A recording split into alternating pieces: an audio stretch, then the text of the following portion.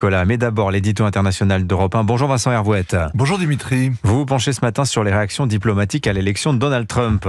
Oui, la revanche éclatante de Donald Trump, ce scénario purement américain, ce n'est pas forcément celui sur lequel misaient les diplomates prudents et sensibles aux sondages, mais ça fait quand même des mois qu'ils y travaillent, que le monde entier réfléchit au retour du Donald. Toutes les capitales y pensaient.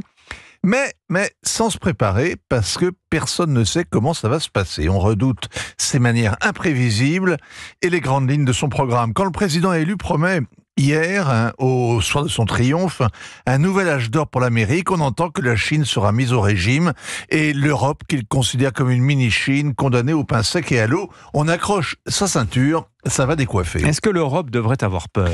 Ce genre de fauve ne connaît que le rapport de force. Donald Trump n'a pas de compassion, juste le goût du sang devant les faibles. Et les dirigeants en place à Londres, à Berlin, à Madrid sont faibles, presque autant qu'à Paris. Hier, ils sont donc lancés dans un grand concours de flagornerie pour féliciter le vainqueur. C'était l'Eurovision de la soumission pour le titre du meilleur ami de l'Amérique en Europe. Et Volodymyr Zelensky a décroché la timbale. Il a écrit « J'apprécie l'engagement du président Trump en faveur de la paix par la force. C'est ce qui peut rapprocher l'Ukraine d'une paix juste. » Alors qu'en réalité, il tremble que l'autre lui force la main pour l'obliger à faire des concessions territoriales. Donald Trump a juré de faire la paix en 24 heures. Kamala Harris déclarait dangereuse et inacceptable comme une reddition, toute solution qui abandonnerait une partie de l'Europe aux Russes. Eh bien, c'est évidemment ce qui est en train de se préparer.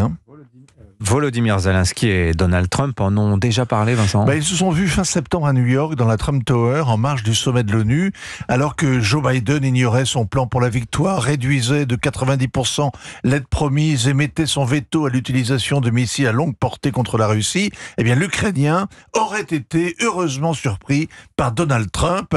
L'Américain lui aurait expliqué en substance ce qu'il compte dire à Vladimir Poutine. Si vous ne concluez pas un accord acceptable avec les Ukrainiens, nous leur donnerons davantage que tout ce que nous leur avons donné jusqu'ici. 2 ans et demi après, les palabres interrompues à Istanbul pourraient donc reprendre. 1 million de morts, 2 blessés, 2 disparus après. Il faudrait revenir à la table des négociations. L'Amérique ne veut plus payer pour une guerre sans fin. Et ça peut marcher. La Russie, elle, n'en peut plus de perdre des hommes. L'Ukraine n'en a plus à sacrifier. C'est sa survie qu'elle joue désormais. Et elle a besoin de garanties de sécurité. Autrement dit, la paix est toute proche, Vincent ? Jusqu'à l'intronisation de Trump en janvier, le bain de sang va s'aggraver. Les Russes avancent tous les jours dans le nord du Donbass. Ils devraient accentuer la pression pour arriver à la table des discussions en force. L'Ukraine aura du mal à en faire autant car 8000 Nord-Coréens tiennent désormais la ligne de front à Koursk.